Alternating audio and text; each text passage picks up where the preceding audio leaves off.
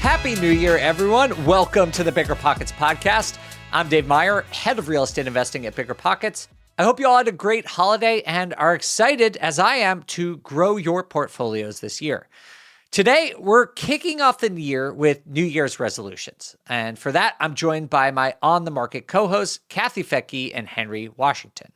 We're going to share our goals for the year, the strategies we're planning to achieve those goals, and the risks we're avoiding in a changing market. A heads up that this show will also be published on the On the Market podcast feed over this New Year's break. And make sure to tune in next week for my annual State of Real Estate Investing show and a huge announcement for the Bigger Pockets podcast you're not going to want to miss. With that, let's jump in. Kathy, Henry, how are you? Happy New Year. Happy New Year to you. Happy New Year. I am not going to lie and pretend that we're recording this in the new year. It's not really the new year, but proactively to everyone, we're recording this in December, but Happy New Year to all of you. Kathy, you have some great holiday plans. Tell everyone what you're up to. You're always somewhere fun. Well, yes, I'm in Paris recording this from a cave. You literally look like you're in like a medieval wine cellar right now. I'm pretty sure I am. I'm in the oldest part of Paris. But I am here for the Christmas markets and mainly because my daughter is getting married in France. So I had to come see the venue with her. Then it's also you had to. I had to, and it's the last year of the Northern Lights being like really intense. So we're going to take a little trip up to the North Pole, to the north of Norway. Oh, that's so great. Wow, what a fun trip. Henry, what were you up to in the holidays? Food. Enough said, really. Absolutely. I mean, I have little kids, so I do get to enjoy like the joy of Christmas still. So that's fun. But mostly I'm eating my way through the holidays. Yeah, good for you. All right, well, let's jump into today's episode because I really want to just start looking forward. Last year was a interesting, I wouldn't call it a great year. I was going to say it's a great year. I would not have called 2025 a great year. That would have been a straight up lie. But I am feeling optimistic going into 2026 and just about real estate in general. So let's talk about this in terms of what our New Year's resolutions are. We'll start with real estate, but if you want to throw a non-real estate one in, I would love to hear them. But Kathy, what's your real estate New Year's resolution? Well, I have a few, but one is to really dive into AI because Rich actually bought a really expensive program and he's finished it and I have not. I'm not even close. But it is, I know it's so powerful. I mean, one of the things that Rich did is he uploaded everything, our bank statements, the cash flow. Our system knows everything about us. And when we upload it, we can know which properties are performing well, which are not. I mean, we should be knowing that anyway. But I feel like sometimes it's easy to get lazy or you've just owned properties for a while and haven't really taken a look. Like, how is this? Is this still a good performer? So using AI to optimize our portfolio is my goal for real estate. I like that a lot. I like this as a goal. It's not like, oh, I have to buy this property by this date. This is more like a growth mindset kind of goal. Like, how do you just evolve as an investor generally so that you can make better decisions going forward? Is that program, is that real estate specific? No, it was just a bunch of business owners. But I mean, it's like he's got a business consultant now. All of our business financials are in there. And we had every employee detail what they do. Not in a Doge kind of way, but I guess kind of. like, what do you do all day? And so AI knows each employee and knows how to optimize for them. It's really been phenomenal. Wow. And we had one of the best months ever for our company last month. I don't know if it has to do with that or not, but that's strange, right? At a time when real estate has been so slow, sales have been slow, we had a really good month. That's awesome. So it sounds like you're using AI not just to identify properties or deals, but work on and in your business as well. Yeah. I mean, how many times do you really know what your insurance covers? Literally never. So with, I'll say Claude, for example, we can upload our entire insurance thing. There's a word for it. Your insurance binder? Yeah. Yeah, that thing, the binder. To just really know the details of your insurance policy and even ask it, hey, is this covering me for everything I need for this investment property in this particular state? It's really phenomenal what's available to us, and it's only going to get better. So why not be on the cutting edge of it? I love it. Henry, are you using AI regularly? The short answer is yes, but I'd be lying to you if I told you I was using it on a much deeper level than just the surface level, asking for help with certain items. Now, I did try to build something similar to what Kathy is talking about 2 months ago, where I was uploading transaction data and information from my property manager because I wanted to see if AI could give me a sense of how well certain properties are performing. And I thought if I could upload the actual bank statements and marry that against the data from your property manager who's actually going out to the properties, doing the actual repairs. And then I wanted to marry that against what I'm spending with contractors on certain properties to get just like a bird's eye view of my portfolio. And it was very challenging in ChatGPT. And so I'm wondering if I should try like Claude or Gemini or one of those. Claude is so good for business. Oh, really? I got to check that out. Yeah. Henry and I were just in Seattle and people were raving about Gemini. Yeah. I feel like it's a horse race right now. Yeah. Like It one is. releases a new one and it gets a little bit better, and then the other one gets a little bit better, but there's not a clear winner. I just have to tell you guys, I got a little bit of a behind the scenes look at a big real estate company's new AI tool. It's not BiggerPockets, but there's another one that's going to release one soon. I got to do the beta. It is so fucking cool. It's unbelievable how good the analysis and information about properties and markets. For a data analyst, this thing is so cool. I am super excited to start using these kinds of tools in my own analysis. But I have to ask you guys, maybe I'm just a complete control freak, but like I use this for research, but I double check everything. Oh, you that have to. AI Yeah. does still, right? Okay, Yeah, good. because it still makes lots of errors. It's not there yet, but it will be. It will be. So learning the things that we're learning and, bottom line, the goal for me for doing all this is I want to see if I can, let me say that in a more powerful way.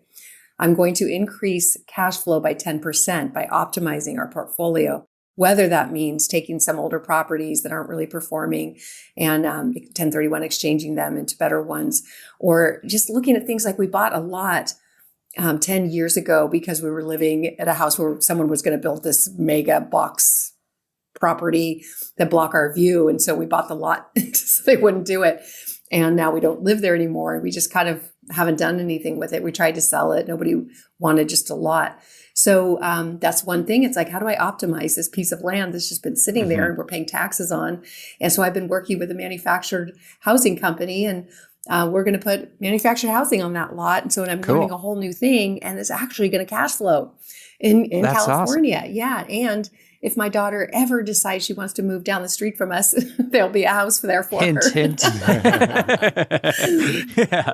But yeah, it's kind of just stuff like that. Just kind of looking at what we have. Kind of the theme is more isn't always better. Look at what you have and make it better. That's great. Well, I think this is an awesome New Year's resolution. I really like this idea of getting better at AI because I will admit I am simultaneously excited by AI and very, very scared of it and terrified of it. And so sometimes I just choose to ignore it because I'll see these deep fake videos online and I'm like, AI is evil. But then you talk about all these things that AI is amazing for. I just need to figure out the right way to use it for my business that makes sense and not be overwhelmed by the societal implications that might be coming with AI at the same time. For sure. I mean, an example is just I've been working a lot with Claude. That's what I use. That's and asking for LA County, what do I need to know about manufactured housing? Tell me the step-by-step process.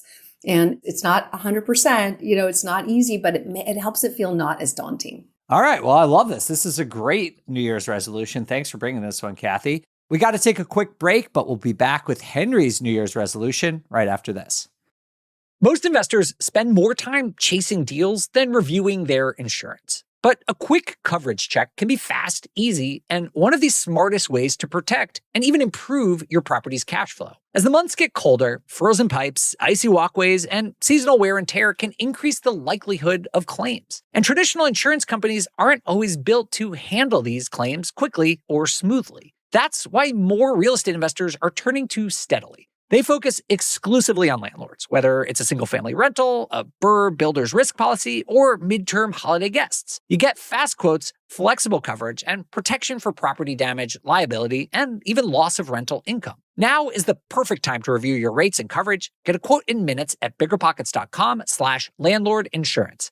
Steadily, landlord insurance designed for the modern investor. Want to invest in real estate but don't have the time or know the best local markets? Rent to Retirement has got you covered. Here's the deal. They've helped thousands of investors just like you find turnkey homes across the best U.S. markets. And best of all, they do all the heavy lifting for you. With over 250 five-star ratings on BiggerPockets, Rent to Retirement experts help you build strategies to retire early through real estate. And right now, Rent to Retirement offers some amazing incentives on turnkey new construction properties. Just for example, you can get up to 30% off new build prices, or you can get 0% down loan options, or interest rates available as low as 3.99%. So don't miss out. These deals will not last. Text REI to 33777 or visit biggerpockets.com/retirement to start investing in top cash flow markets today.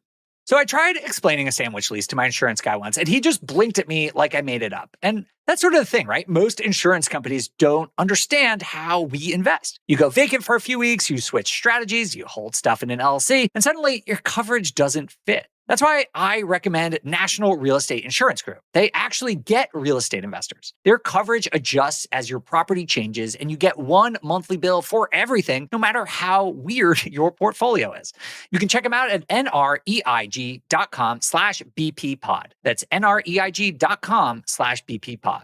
What if I told you you could forget everything you know about investment property loans? Because Host Financial is rewriting the rule book, tossing out those pesky DTI restrictions. They focus on your property's income potential. No tax returns or personal income statements needed. Simple, efficient, and tailored for investors like you. Imagine a lender that sees the gold mine in your property, not just the numbers on your paycheck. That's the Host Financial difference. And they're approved in 47 different states, so your next big deal could be just around the corner. Ready to unlock your property's true potential? Visit hostfinancial.com. Don't let old school lending hold you back another day. That's hostfinancial.com.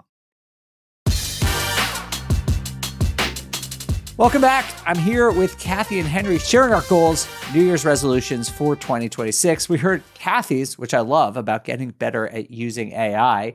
Henry, what is your New Year's resolution, even though you don't like them? No, I don't like them. And I always feel awkward when people ask questions like this because of the kind of investor I am. Like I just do old, boring real estate, Dave. Like I buy distressed properties, I fix them up, and then I rent them out or I sell them. And I think when people ask about resolutions, they expect to hear some like super, ambitious, creative, like thing that you're doing. Like a big pivot, like you're making some change. Yeah. And I'm not, my goals are very similar each year because I just want to continue to do what works and what's worked for generations, which is another iteration of the same thing. But now that I've placed that caveat, essentially I think of investing in three buckets where you're either growing, you're stabilizing, or you're protecting. And we as investors operate in typically two of those buckets at a time, heavily weighted more so on one than the other. And so as I started in 2017, I've been a lot more focused on growth. So my goals each year were always around how many more assets do I need to acquire, right? How many more projects do I need to flip to give me the funding to acquire those assets? But now I'm in a place where I'm more focused on stabilization and protection. And to me, protection is paying off. And so my goals for 2026, or my resolution, if you want to call it that, is more focused around stabilization, optimization, similar to Kathy, and paying off debt. So I have a stretch goal of paying off 2 properties in 2026. And I know 2 doesn't sound like a lot, but we're talking about completely clearing the debt on 2 assets, awesome. Which I think is a big deal. So I want to pay off 2 of my assets. And there's about 4 assets that I need to stabilize because I'm bleeding money in them right now. Some of them my own fault, some of them no fault of my own. One in particular, I bought a duplex not in a flood zone, and we had a crazy flash flood, and it tore through both units of the duplex. And then on top of that, a big mistake happened with one of the remediation companies where they did some work unauthorized to the tune of $40,000. So I have about a $40,000 bill that we're fighting because they weren't supposed to do the work. And I have about a $50,000 renovation I'm going to have to fund out of pocket, right? So these are big ticket items. They don't just come very easy. So that property right now is a duplex that I pay monthly, all the expenses on, but has no income, right? So stabilization is a big deal for me in 2026. I also have some multifamily assets I bought in 2023. Again, no fault of my own. The city has come in and is requiring me to do some work that we didn't plan on doing, that we can't really fight. So there's a lot that happens in a real estate portfolio that I think requires you to take a step back and evaluate. So 2026, stabilizing the assets that are bleeding money and paying off 2 properties. And so those lead me to my other goals, which is I need money to do those things, right? So that guides me to how many projects I need to take on throughout the year to generate the income I need to solve those problems, live my life. Make sense? It does make sense. I love the way of thinking backwards. Like a lot of people would be like, how many flips can I do, maximize, and then take that money and be like, what am I going to do with it? But I really like thinking about it, like, what do I need to do? And then sort of backing into the minimum amount of work that you can do. That doesn't mean you might not take on more deals if you find opportunity, but like just having a good sense, like, okay, I need to do 2 a quarter or 1 a year. Like I need to do that, make sure I'm hustling on that. And then I'll take everything else that comes from there. Yep. I average probably around like $45,000 net profit on a flip. And I would estimate that I need to do about 15 projects to be able to pay off the properties that I'm looking to pay off and to be able to have the income necessary to continue to live and be able to stabilize the 4 assets I need to stabilize. So that's my goals. I love it. I guess I understand maybe why you don't love a New Year's resolution, because this sounds like it's a multi-year project too. It's not like, this is something you do in 2026. This is a piece of a larger goal that you have been working for and will probably need to keep working towards beyond 2026. Yeah. My larger goal, like ideally, like this is, now they say your goals are supposed to be like big and scary, right? Like in corporate world, they call them stretch goals. The big scary stretch goal is to have a third of my portfolio paid off 10 years from now. And I like that. That's a lot. It's a lot of money. Yeah.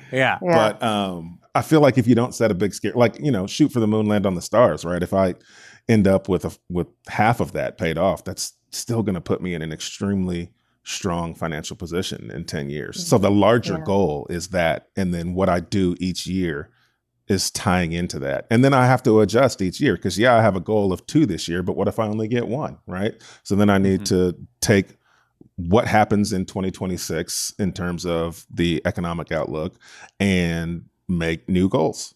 Maybe 10 might be too far out. Maybe I need to change it. So, I think I'm not afraid to reevaluate my goals based on what's happening, but I try to make it all tie together. I love that. It sounds like you're also looking at the protection side of it, because as you start paying off properties, there's such relief knowing that if there's anything goes wrong and you just can't predict, you can't predict things like 2020 coming along. That turned out not to be bad for real estate at all. It ended up being a pretty good time for real estate, but could have gone the other direction. Yeah. And when you've got paid off properties, boy, all you have to do is sell a couple and it'll help pay for the other ones that you've maybe over leveraged. And I know that you have way over leveraged to get to where you are now. And that has worked. But at some point you're like, okay, it's time to turn the ship and pay some of this off. That's great. It's interesting to hear both of you are focusing on optimization instead of growth. Is that a reflection of the market or just where you are in your personal investing journey? That's a good question. It was just the first thing that came to mind because it's what I've been doing and excited about. Just taking a look at some of these properties that, bought 10 or 15 years ago and really haven't paid any attention to them. For example, one, it just vacated. And I talked to the property manager and she goes, if you update this by about $20,000, you'll get about $100,000 extra in equity. Like, Yeah. I hadn't even thought about Easy. it. You know, Yeah. but right? So that's exciting. And what if I do that, then we can sell that or keep it, take the money out. And so it's almost like an after the fact burr, you know? Yeah. 10 years later down the road burr. It's a slow burn. A slow burn. It just doesn't matter. Just keep optimizing things over the long run. This is the way to do it. Yeah. It's absolutely right. I love that. Yeah. For me, Dave, it is more a function of where I am as an investor, because I'm a deal junkie and I love the process of finding deals. I love buying a great deal. And I love operating assets in, great parts of the community. Like it all is so fun for me. But at some point, I have to get to a place where I am protecting the assets I have so that I have paid off assets to pass on to my children. The overarching goal for my real estate business is for my children to be able to be the people they're called to be and not the people they have to be for money. Yeah. Right. So if they need or want to do something that isn't going to pay them a ton of money, at least I have these assets that will be paid off that can provide income for them. And so to get there, I have to pay off properties. And so I have to draw a line in the sand somewhere and start paying down these assets. And so that's why I have the 10-year goal, trying to get some of these paid off so that I have those to pass. Now, when I get to that point, Dave, I may just start doing more deals again, but I will always have. You will. Yeah, you will. You're right. And I'll probably still do deals that are like home run deals along the way. I'm not saying I'll never buy another rental property between now and 10 years from now. Right. I'm just saying I'm not in aggressive growth mode. So optimization is more important to me right now than growth was. And growth was more important to me when I first got started. It's just a shift in where I am as an investor. All right. Well, these are great resolutions. Thank you. I really think these are, obviously, they're not just resolutions, but just goals and good perspective on where you both are in your investing journey. We are going to take a quick break, but we'll come back with my New Year's resolution right after this. The Cashflow Roadshow is back. Me, Henry, and other Bigger Pockets personalities are coming to the Texas area from January 13th to 16th. We're going to be in Dallas. We're going to be in Austin. We're going to Houston, and we have a whole slate of events. We're definitely going to have meetups. We're doing our first ever live podcast recording of the Bigger Pockets podcast. And we're also doing our first ever one-day workshop where Henry and I and other experts are going to be giving you hands-on advice on your personalized strategy. So if you want to join us, which I hope you will, go to biggerpockets.com/Texas. You can get all the information and tickets there. If you own a short-term rental, here's something worth knowing. Not all landlord policies are built for your type of property. And with holiday bookings, chilly weather, and higher guest turnover, having the right coverage is more important than ever. Steadily offers insurance designed specifically for short-term rentals, covering property damage, liability, lost rental income, and even unexpected issues like bed bugs. Steadily works exclusively with real estate investors, so they understand the details that make short-term rentals unique, and they build coverage to match it. A quick review of your rates and coverage every year can help you protect your property and your cash flow. Get a quote in minutes at biggerpockets.com/landlord insurance. Steadily, rental property insurance for the modern investor. Do you want to invest in cash flowing rentals, but don't have the time to manage the properties? Is your local market too competitive or expensive to invest in? Rent to Retirement offers new construction, turnkey investment properties that you can buy with as little as 5% down and rates as low as 3.99%. Their team handles everything from financing, management, insurance, and more, so you can live where you want and invest in the markets that offer the best returns. Rent to Retirement has the best reputation in the industry with more 5-star reviews than any other company on the Bigger Pockets website. To learn more, visit biggerpockets.com/retirement or just text REI to 33777 to start investing in the best markets today. So I tried explaining a sandwich lease to my insurance guy once, and he just blinked at me like I made it up. And that's sort of the thing, right? Most insurance companies don't understand how we invest. You go vacant for a few weeks, you switch strategies, you hold stuff in an LLC, and suddenly your coverage doesn't fit. That's why I recommend National Real Estate Insurance Group. They actually get real estate investors. Their coverage adjusts as your property changes, and you get one monthly bill for everything, no matter how weird your portfolio is. You can check them out at nreig.com/BPpod. That's nreig.com/BPpod.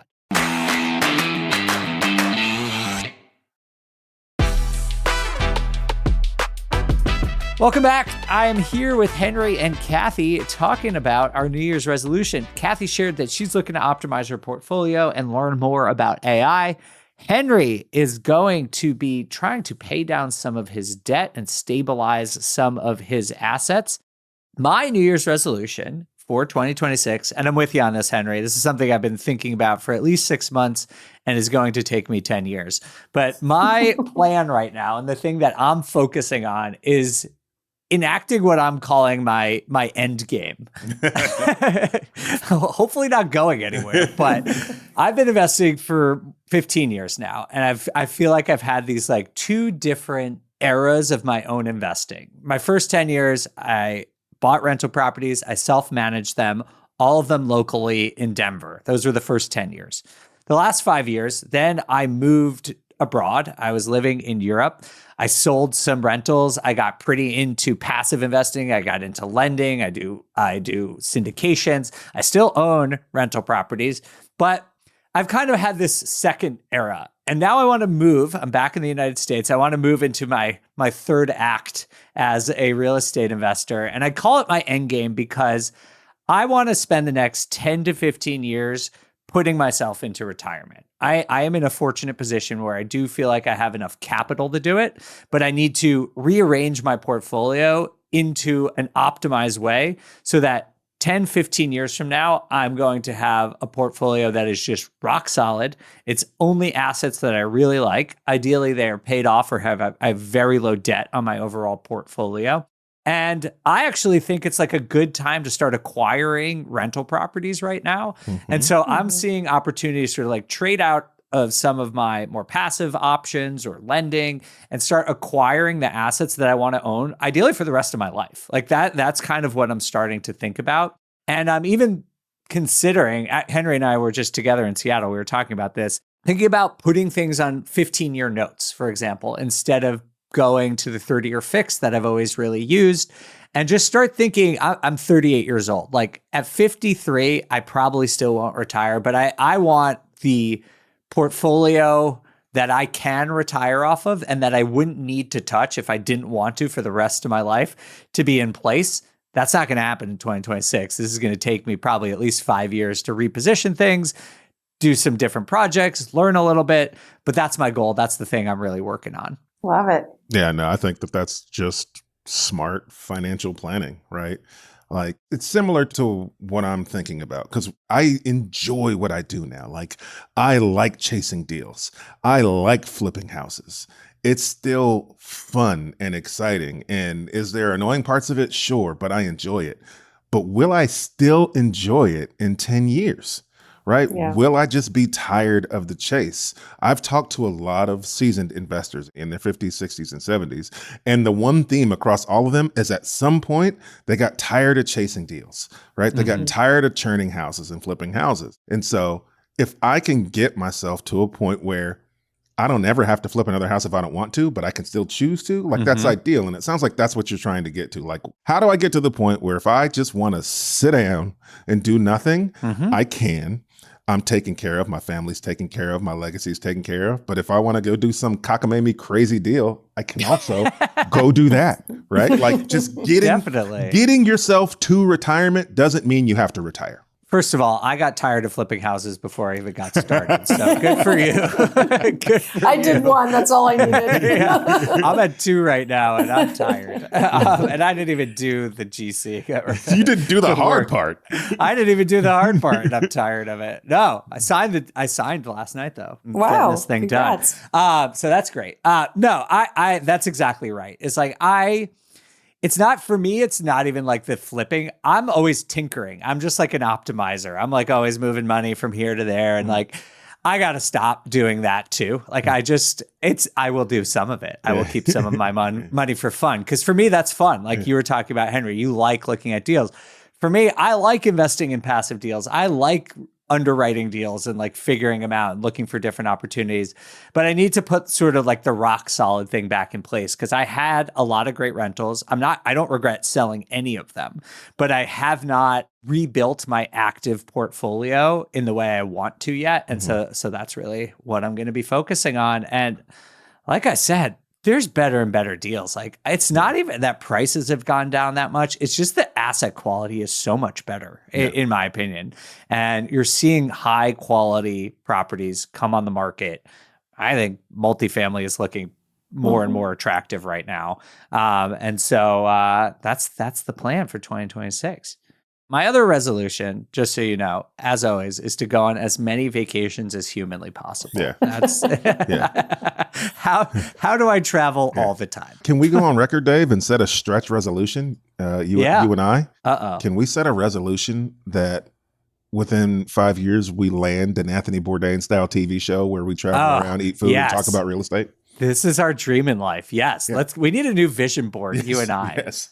All right. Well, this was a lot of fun. Thank you, guys. I would love to hear your New Year's resolutions, right? We want to hear them. Yeah. Share them with us in the comments. We want to hear what your New Year's resolutions are, real estate-wise, fun-wise, lifestyle-wise, because at the end of the day, in real estate, we're doing this usually not because we just want to own or acquire assets for something, but because it frees up something else in our lives, spending more time with our friends, family, traveling, eating disgusting amounts of food. This is why we're actually here. So tell us what your resolutions are. Kathy, Happy New Year. Thanks for being here. Thank you. You too. Henry, Happy New Year. Excited for another year doing On the Market with you both. And James, of course, when he decides to grace us with his presence. Yes. Absolutely. Thank you. Thanks, everyone. We'll see you next time.